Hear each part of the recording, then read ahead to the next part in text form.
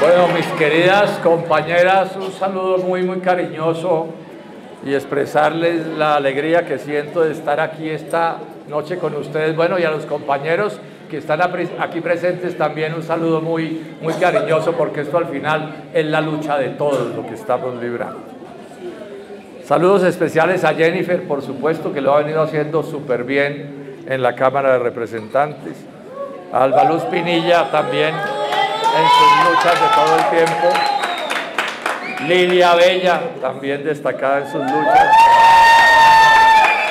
A Patricia Martínez y a Liliana Castañeda, secretarias de la sección de Mujeres de Dignidad y Compromiso, un saludo muy especial. Yo empiezo por decirles esto.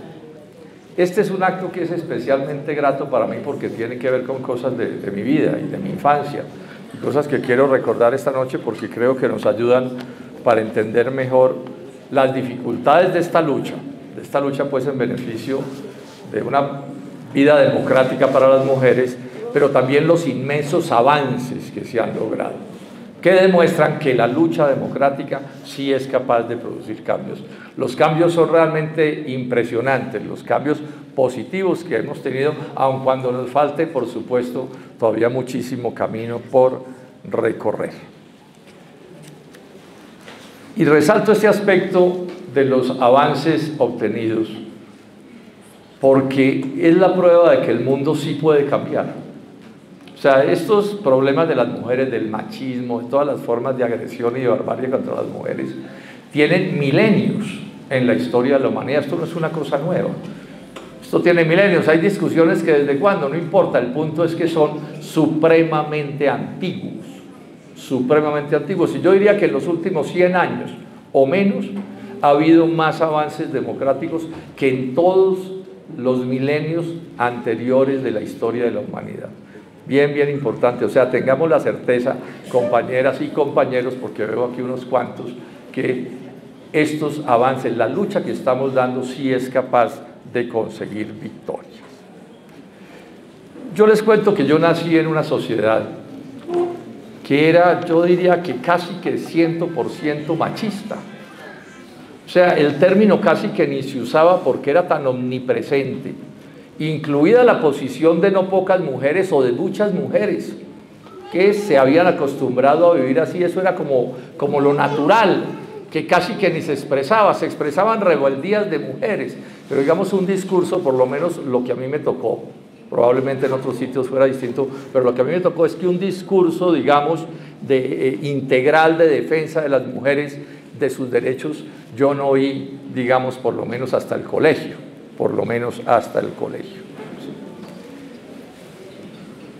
Y repito, los cambios no son menores, los avances no son menores. Cuando yo llego a Bogotá, me empiezo a politizar. Yo esto lo he estado diciendo mucho en esta campaña. Yo en Ibagué nunca tuve, digamos, una visión política de las cosas, distinta de que en mi casa la política les parecía una cosa como despreciable. Pues la asumían, pero como una especie de deber ser, pero nada que ver, y en mi caso no tuve nada que ver con eso. Y entonces, cuando llego yo a Bogotá, empiezo digamos, a asumir posiciones ya de índole política y posiciones de índole política en este tema de las mujeres. Y les decía que los cambios no son menores. Por ejemplo, la vinculación de las mujeres de manera masiva al estudio, sobre todo al estudio superior, a los estudios superiores universitarios, eso es una rareza. Está registrado con nombre propio la primera mujer que estuvo en una universidad en Colombia, y es una cosa relativamente reciente, ¿sí? Al trabajo, inclusive lo normal era que en ciertos sectores de la sociedad la mujer no se pudiera vincular a ningún trabajo distinto, claro, de lo que no se reconocía como trabajo, que era el durísimo trabajo del hogar, pero la idea de que la mujer saliera a trabajar de la ley. O sea, yo me crié en un mundo en donde las mujeres no eran iguales ante la ley. Eso ha sido un proceso de luchas que se fueron ganando paso a paso con los reclamos ciudadanos. Por ejemplo, en la legalidad colombiana durante mucho tiempo las mujeres no podían administrar las herencias de sus padres, sino que las administraban sus maridos. O sea, eran una especie de minusválidas frente a la ley. La patria potestad sobre los hijos reposaba exclusivamente en beneficio del padre. Las mujeres no podían alegar pues que ese era su hijo, ¿no? Era como que a duras penas fueran un receptáculo para eso. Hay un punto que fue especialmente dramático en esto de la desigualdad ante la ley, y es lo que el derecho que se le confería a los varones de poder asesinar a su señora si sufrían un ataque de ira e intenso dolor. La podían asesinar y salían por completo libres. Y claro, si era la señora la que hacía la ley. O sea, yo me crié en un mundo en donde las mujeres no eran iguales ante la ley. Eso ha sido un proceso de luchas que se fueron ganando paso a paso con los reclamos ciudadanos. Por ejemplo, en la legalidad colombiana, durante mucho tiempo, las mujeres no podían administrar las herencias de sus padres, sino que las administraban sus maridos. O sea, eran una especie de minusválidas frente a la ley. La patria potestad sobre los hijos reposaba exclusivamente en beneficio del padre. Las mujeres no podían alegar pues que ese era su hijo, ¿no? Era como que a duras penas fueran un receptáculo para eso. Hay un punto que fue especialmente dramático en esto de la desigualdad ante la ley, y es lo que el derecho que se le confería a los varones de poder asesinar a su señora si sufrían un ataque de ira e intenso dolor. La podían asesinar y salían por completo libres. Y claro, si era la señora la que... En esta idea que estoy expresando, los cambios han sido importantísimos, pero por supuesto que estamos lejísimos de haber logrado todo lo que hay que lograr, porque, repito, estamos luchando contra una cultura supremamente compleja y contra el hecho también cierto de que el machismo es en buena medida un negocio. Entonces, por ejemplo, se igualaron las mujeres y los hombres en el trabajo ante la ley, pero entonces nos faltaron quienes se inventaron el trabajo particularmente femenino, como sucede, por ejemplo, en buena medida con la educación o como el trabajo de las flores, para poder disminuirle en general el costo del trabajo a ese sector. Con la teoría de que es que entonces tienen que ser mujeres, porque las mujeres, o por ejemplo el trabajo de la enfermería, que son más delicadas, y una serie de teorías que al final lo que están haciendo es justificar el hecho cierto de que están recibiendo en la sociedad un trabajo menor que el que deberían recibir, y el que recibirían los hombres si se ocuparan en esos trabajos. La otra cosa que quiero resaltar es que yo tuve también en este sentido una cierta suerte, ¿no? Porque mi casa fue en ese momento una casa sui generis. Mi mamá, desde que yo la conocí, estuvo vinculada al trabajo, a la producción, a la economía, a las actividades sociales, siempre con un criterio muy de servidora pública, no con tanto un criterio pues como de que el lucro fuera una cosa principalísima para ella. Y jugó un papel bien importante en este sentido, hasta el punto de que el cierre de la isla Prisión Gorgona y convertirla en un parque, en buena medida es una lucha valerosísima que libró mi mamá allí, porque tuvo que librarla enfrentándose hasta con la policía que servía de guardia de prisiones en esa isla. Entonces, repito, yo llego despolitizado a Bogotá, entendiendo pocas cosas, pero en este tema, cuando yo empecé a oír ya los debates y las discusiones del machismo, de si la igualdad sí o no, para mí fue relativamente fácil entender que esa discriminación, que ese maltrato, que ver a las mujeres como seres inferiores, porque todo ese maltrato siempre se ha montado sobre la teoría falaz de que es que son seres inferiores que se merecen la discriminación. Suelen los actos machistas ir acompañados con no poca frecuencia, inclusive por preguntas de mujeres: ¿y qué estaba haciendo?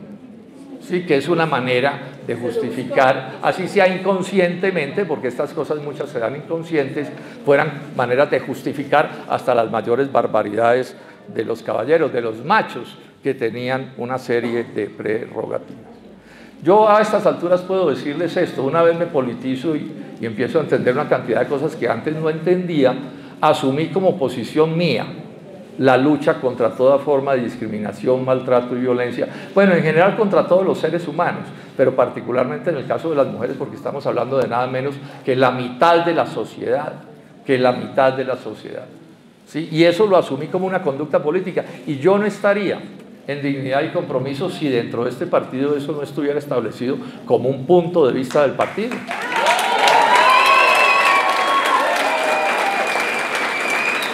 Que sobre eso hubiera confusiones hace unas cuantas décadas y dudas, cosas que no se entendieran, vaya y venga, pero a estas alturas ya nadie en Colombia puede alegar que es que no entiende. Pues personas medianamente ilustradas no pueden alegar qué es lo que sucede y qué es lo que hay que modificar. Pero además entendí una cosa que quiero resaltar también, porque es parte de lo que nos une a toda la sociedad colombiana en la lucha por la democracia, no solo para las mujeres, sino para toda la sociedad. Y es que las mujeres sufren por algo que se le da el nombre de una doble opresión en una sociedad como la nuestra. O sea, sufren por la naturaleza de ser mujeres, todo tipo de maltratos y de horrores. O sea, eso es de una crueldad y de una cosa realmente espantosa. Pero también sufren por ser colombianas, porque no es lo mismo ser mujer en Colombia que en otro país. No es lo mismo ser mujer en el mundo de un país lleno de desempleados que en un país con menos problemas de desempleo. No es lo mismo lo que sufre una mujer en un país con un Producto Interno Bruto como el que nosotros tenemos de apenas unos $7.000 a los países desarrollados que tienen mucho más acceso al empleo, a la riqueza y a los bienes que generan la riqueza y de presupuestos públicos más poderosos. Esto es fundamental entenderlo. Aquí hay una serie de problemas de esta sociedad que no se podrán resolver ni para mujeres ni para hombres, sino en la medida en que logremos desarrollar mucho más las fuerzas productivas de esta nación y que la riqueza se distribuya de una manera más democrática. Ahora, con ejemplos del programa que estamos planteando por Bogotá, voy a ilustrar un poco este punto. Entonces, aquí todos, más las mujeres, claro, porque las mujeres están discriminadas, maltratadas, etcétera, etcétera. Pero aquí todos sufrimos por desempleo, por pobreza, por hambre. En Bogotá, 32% de los bogotanos y las bogotanas, ¿sí?, no están haciendo 3 comidas al día, sino 2 o 1. Y ahí cae todo el mundo. Esa es la familia completa, en bloque. Los niños, los ancianos, todo el mundo cae en eso. La corrupción y la violencia ataca al conjunto de la sociedad, en unos casos más o en otros casos menos, pero por supuesto este es un problema que tenemos que enfrentar con toda la sociedad unida. La pérdida de la soberanía nacional, lo que nos impone el Fondo Monetario y los TLCs, no es que lleguen y dicen, no, es que a los caballeros no, porque esto es solo para las señoras o al revés, no, esto es para todo el mundo, todo lo que nos está subiendo, y esto es una cosa que Dignidad y Compromiso debe hacer esfuerzos por entender muy bien y por explicarle a la sociedad. O sea, que construir un sindicato en Colombia sea casi que más fácil montar una banda de asaltantes a un banco que construir un sindicato. Eso se le impone a toda la sociedad en su conjunto, ¿sí?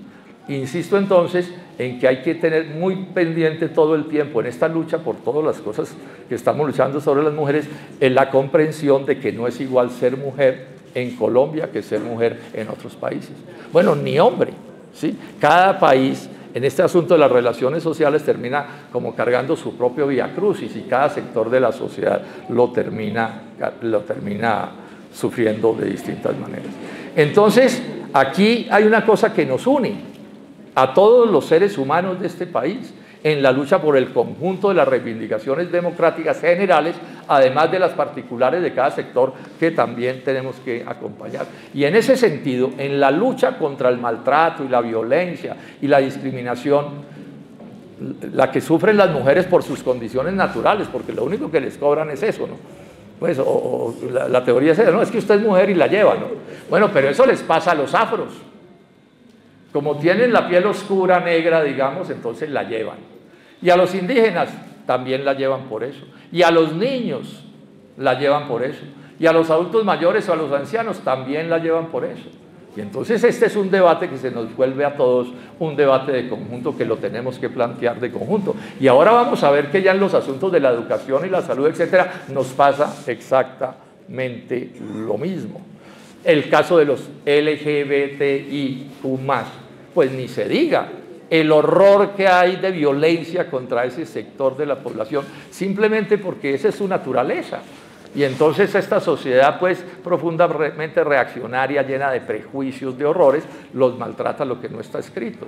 Y cuando llegan las condiciones laborales sí que sufren por no poder conseguir empleos que en otras circunstancias podrían ser normales. En cuanto a mis propuestas, y ya voy a terminar porque la idea es no ser muy breves, además ya hemos oído aquí magníficas intervenciones sobre muchos temas que no voy a detallar, entonces planteemos esto. Mis propuestas, nuestras propuestas, las propuestas de dignidad para esta alcaldía, son propuestas que incluyen todos los aspectos de la vida de la ciudad. Unos los resalta uno más y otros los resalta uno menos, pero uno no puede decir, no, es que ese tema me mama y entonces yo ese tema no lo toco, ¿cierto? No, le toca estar ahí en todas las cosas que tengamos que tocar. Y en el caso de las mujeres también están presentes en todas las dificultades de esta sociedad, no se salvan de ninguna. Entonces el tema de la mujer, el programa lo toca de dos maneras diferentes. Uno en cuanto a sus características absolutamente particulares, que son problemas que sufren las mujeres y solo los pueden sufrir ellas pues porque son mujeres. Entonces ahí estamos hablando de cosas, ¿sí?, en las que estamos luchando, y el programa lo plantea y lo lucharé en la alcaldía con todo el entusiasmo. Por ejemplo, todo el tema, voy a poner unos ejemplos, simplemente el tema de embarazos de adolescentes. Eso, claro, termina afectando al caballero, pero por supuesto que la carga le cae más duro a la muchacha que termina embarazada pues a una corta edad, cosa que le complica la vida de todas las maneras. Bueno, de entrada empezar porque algo tan complicado como eso, tan importante como eso, que no se ha deseado, ya genera una frustración y un problema bien complejo. Todo el tema de la violencia particular dirigida contra las mujeres y esas líneas telefónicas, no voy a entrar en detalle, que se han montado para intentar, digamos, acompañarlas en el momento de la crisis y de los problemas, es una cosa que por supuesto es un avance de la administración del distrito, y con eso vamos a seguir trabajando, y eso es una cosa que se dirige muy particularmente a las mujeres, aun cuando puede acompañar también a otros sectores discriminados, como es perfectamente obvio. Todo el tema de la economía del cuidado, de las manzanas del cuidado, eso es un avance importante en Bogotá. Y lo vamos a aumentar, ese trabajo lo vamos a aumentar. Y es bueno que ustedes sepan que algo bastante tuvo que ver mi oficina, la del Senado, con mi UTL, en desarrollar estas concepciones y en convertirlas en norma. Cuéntenlo con toda tranquilidad. No le voy a quitar a nadie el mérito que haya tenido en esto, porque todas estas cosas al final son creaciones colectivas, pero bueno, nosotros estuvimos en ese asunto. Pero entonces ahora voy a mirar, podríamos mirar más cosas pues muy particularizadas como problemas de mujeres, pero ahora voy a mirar otras cosas en las que caen hombres y mujeres y cae todo el mundo, y son temas que también va a atender mi alcaldía. O sea, nosotros vamos a aumentar las manzanas del cuidado como eso, pero estos otros aspectos son bien importantes. Ya se mencionó aquí, ¿sí? Ya se mencionó aquí el tema del Transmilenio de pasaje cero. Una de las cosas que nos motivó, ¿sí?, a quienes tomamos la decisión de meternos en eso, porque eso no crean que eso fue una improvisación que nos inventamos a ver un cuento cómo nos conseguimos unos votos, no. Esto puede hacerse. Mienten descaradamente los que digan que es imposible. Otra cosa es que no lo quieran hacer. Eso sí es otro problema, pero que se digan que no se puede, no lo voy a explicar aquí, lo hemos explicado bastante y hay que seguirlo explicando. Pero lo que le estaba diciendo es esto: una de las cosas que nos motivó, como ya se menciona aquí, es que si alguien sufre por las malas condiciones del transporte, claro, sufre todo Bogotá, pero especialmente las mujeres. 65% de los pasajeros en los buses de todo el sistema que llamamos Transmilenio son mujeres. 35%, es una diferencia grande, son los restantes que son hombres. O sea, que los problemas que hay allí la llevan principalmente las mujeres. Ojo con este detalle: en Bogotá hay gente que camina a distancias larguísimas, pero sufriendo, porque no tienen con qué pagar el pasaje. Eso no es un cuento. Lo que pasa es que aquí estas mentes duras que desprecian los sufrimientos del prójimo, que les parece que todo eso es que no les gusta trabajar, y todas esas teorías reaccionarias de las que está llena Colombia, ¿sí? Entonces esto les parecería un problema menor. No es un problema menor caminar distancias larguísimas para poder llegar a cualquier sitio. A mí me decía un día un médico que una de las dificultades que están teniendo, como buena parte de los servicios de salud están más bien tirados hacia el centro y el norte de la ciudad, que están teniendo problemas, por ejemplo, porque para tratamientos largos la gente más pobre no los puede cumplir porque no es capaz de llegar a la cita del tratamiento. Porque una cosa es venir al norte de Bogotá una vez al mes y otra cosa es usted tener que venir varias veces al mes. O sea, esas son realidades y repito, esto tiene mucho que ver con mujeres y hay que explicarlo en detalle. Hay que explicarlo en detalle. El otro tema que quiero mencionar es este. Nosotros estamos haciendo un énfasis en la educación pública, grande. Porque la educación pública bogotana está funcionando demasiado mal. Es que estamos en manos de unas minorías encallecidas, que les importa un pepino, ¿cierto? Que los débiles no tengan los que sí tienen sus hijos y sus familias. Y es el tema de cuánto tiempo de hora clase se tiene en los colegios de Bogotá. Hay dos tipos de colegios públicos en Bogotá. Unos que se llaman de la jornada completa, ¿sí? Y otros que se llaman de la media jornada. Unos estudian bastante más horas, con profesor y todo, que los otros. Bueno, el 80% de la educación pública, básica y media de Bogotá, es de doble jornada. ¿Eso qué quiere decir? Que esos muchachos que estudian ahí, cuando se gradúan, habrían tomado 15.000 horas menos de clase con profesor que los que tienen la jornada única. O sea, esto es una cosa de una gravedad inaudita. Inaudita en la básica y en la media. En un mundo cada vez más complejo, ¿cierto? Más lleno de necesidades científicas y tecnológicas para poder emplearse. Bueno, pero además hay un punto que si se quiere es más grave, casi que ni existe. Una cosa que llaman los especialistas la primera infancia, la educación de la primera infancia, que es la que se le debe brindar a los niños antes de la escuela. Eso es una cosa relativamente nueva, a mí no me tocó. Afortunadamente no nos tocó a ninguno, entonces pudimos competir porque éramos un poco de maltratados todos, ¿cierto? Pero hoy por hoy ya padre y madre que tengan recursos empiezan a educar a su hijo desde que nace. Eso tiene un poco de nombres. La educación temprana, los no sé qué, y los niños, las guarderías, los jardines infantiles. En todo caso, cuando el niño llega a iniciar el ciclo escolar, ya tiene un desarrollo inmenso. Bueno, en eso también estamos en el subdesarrollo más profundo, los sectores populares. Entonces ahí vamos a hacer un esfuerzo grandísimo. Y esto es para los niños y las niñas, ¿no? ¿Sí? Porque ahí las llevan los dos, pero además tiene otro aspecto. Una de las dificultades más grandes que tienen las madres para emplearse productivamente es que ¿a dónde dejan a sus hijos? ¿A dónde los dejan? Entonces, cuando una madre tiene recursos y posibilidades y te pone al hijo en un jardín privado y al otro no sé qué dice más, pues se emplea productivamente y no tiene problema.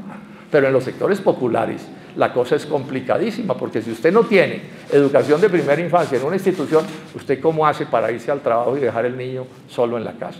Y lo mismo pasa con la básica y con la media. Estas son cosas que no es solo el problema de la capacitación, sino que se dirige, repito, contra mujeres, porque esta es una sociedad machista, que el problema de los niños, las mujeres. El problema de los enfermos, las mujeres. El problema de la tercera edad, las mujeres. Los caballeros todos se lavan las manos y salen y ahí le dejan el chicharrón. Pues a quien le toca.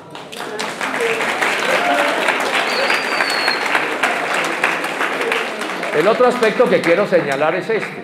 Nosotros vamos a tomar unas decisiones de gasto público dirigidas a hombres y a mujeres.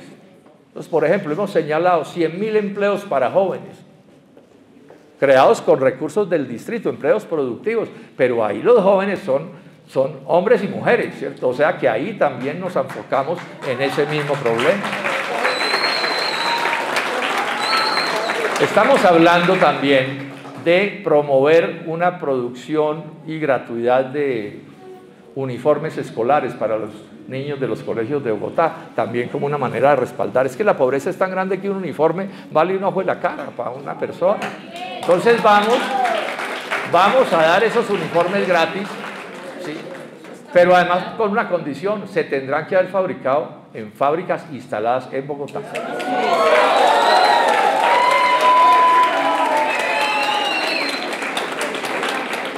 Y ahí, por supuesto, que ese empleo va a incluir a empleo de mujeres. O sea, todo esto lo vamos a ir llevando con la visión que estamos trabajando aquí.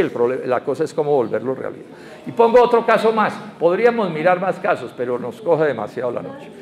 En Bogotá hay un problema de violencia en los colegios y de enfermedad mental impresionante, de enfermedades mentales. impresionante. Se dice que este año los hechos de violencia en los colegios de Bogotá van a pasar de 70.000. Eso en mi juventud, en mi infancia, eso no existía. Pues no faltaban los tropadachines que un día a la semana salían al parque y se daban trompadas, pero eso no es lo que hay ahora. Ahora estamos hablando de cosas espantosas. Y eso tiene que ver con la crisis que está sufriendo esta Bogotá. Y esto tiene que ver con un problema que se está ampliando cada vez más, que es lo que llaman los problemas de la enfermedad mental, que tiene muchos grados y muchas diferencias, ¿cierto? Y enfermedades mentales que en unos casos tienen origen fisiológico, ¿cierto? Sí, pero en otros casos tienen orígenes en pobreza, en hambre, en el embarazo no deseado, en la drogadicción. O sea, eso es un conjunto de cosas y ahí están metidas las mujeres hasta el alma también en ese lío. Entonces, bueno, todo esto lo vamos a atender con toda responsabilidad, pues para, repito, que esto ya incluye a los hombres, pero también, por supuesto, pues la mitad de la sociedad por lo menos son mujeres, o sea que ahí van con todo. Bueno, termino diciendo esto. Esta es una de las cosas importantes que está planteando mi campaña, ninguna otra la está cambiando. Muchos de los problemas de la sociedad son atavismos, son taras mentales, son cosas absurdas aprendidas, ¿no? Entonces, por ejemplo, el machismo. O sea, es imposible que se pueda demostrar científicamente que las mujeres merecen ser maltratadas porque son malas personas y que todos los caballeros lo que están haciendo es haciéndoles un favor. Eso es un completo absurdo. Eso es cultura. O sea, el niño nace y si es un hogar machista, entonces pues se lo inculcan y bueno, todo eso es cultura. Y lo mismo el maltrato a los afros y a todos los que son diferentes, digámoslo así. Perdón que ya termino. Entonces vamos a hacer un trabajo de cultura ciudadana, es el nombre que se le puede dar a esto. 4 años, con recursos grandes del distrito, metiendo en eso a la Secretaría de Educación, a la de Salud, a todas las instituciones, a la empresa privada, a todo el mundo. O sea, vamos a estremecer esta ciudad con una campaña antidiscriminación, maltrato y violencia. Principalmente, claro, contra las mujeres, que son la inmensa mayoría, ¿cierto? Pero al final contra todos los sectores maltratados. A educar en esto, porque además yo tengo esta teoría. Quien critica el maltrato a la mujer, pero aplaude el maltrato al negro, yo creo que ahí hay una inconsistencia muy grande y yo creo que hay una falsedad, porque no hay cómo separar esas dos cosas. Pero bueno, el ejercicio es lo que vamos a hacer. Entonces, ¿qué vamos a hacer? Conferencias, películas, libros, afiches, reuniones, simposios, jornadas, bueno, o sea, es 4 años en que nos pongamos de ruana a esta ciudad, poniendo a todo el mundo a hablar de esta vaina.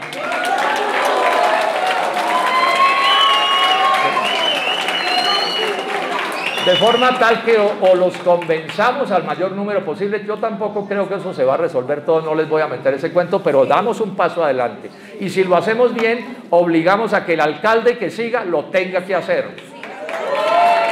Y si lo hacemos bien, obligamos a todos los alcaldes de Colombia a hacer lo mismo. Y vamos a avanzar en proporciones grandes. O sea, vamos a volver esto una lucha. Que lo menos que logremos.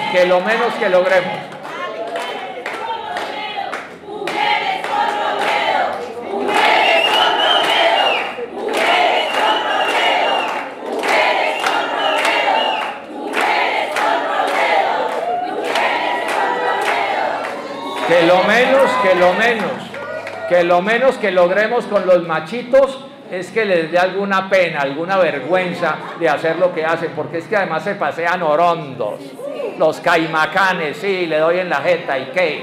Bueno, por lo menos los vamos a avergonzar con esta campaña que estamos haciendo, y por supuesto que aspiramos es a persuadir. Nadie entonces, compañeras y compañeros, y si analizamos el conjunto de nuestra propuesta, si analizamos lo que somos, nadie tiene más razón que nosotros para gobernar a Bogotá. Nadie tiene mejores argumentos, nadie tiene mejor hoja de vida. Aquí nos quieren meter, y con esto concluyo el cuento, de que es que todos los candidatos somos iguales. No les acepto. No somos iguales. Yo estoy exigiendo que nos juzguen a uno por uno y que me cojan mi hoja de vida desde hace más de 50 años y me la esculquen al milímetro. que ahora resultó que todos son los del cambio. Hágame el favor. Y entonces ahí hay unos que llevan toda la vida con las fuerzas políticas tradicionales archienemigas de cualquier cambio que no sea un cambio corrupto y alguna cosa torcida. Y ahora los nuevos del cambio que salieron faltones, paquete chileno, ¿dónde están? Entonces nosotros, mi candidatura, la candidatura de nuestros candidatos al Consejo Distrital, a las juntas administradores locales, es otra cosa diferente. Nosotros tenemos más que lo que tienen ellos. Entonces, compañeras y compañeros, tengamos la certeza de que tenemos la razón. Tenemos la razón, tenemos la mejor propuesta para Bogotá, la más honrada, la que enfrenta la corrupción sin ninguna vacilación, el despilfarro, etc. Pero no nos basta con tener la razón. Mi invitación entonces es a que salgamos a trabajar súper duro, día y noche, para que el 29 de octubre le demos una sorpresa a Bogotá y a Colombia y pasemos a la segunda vuelta.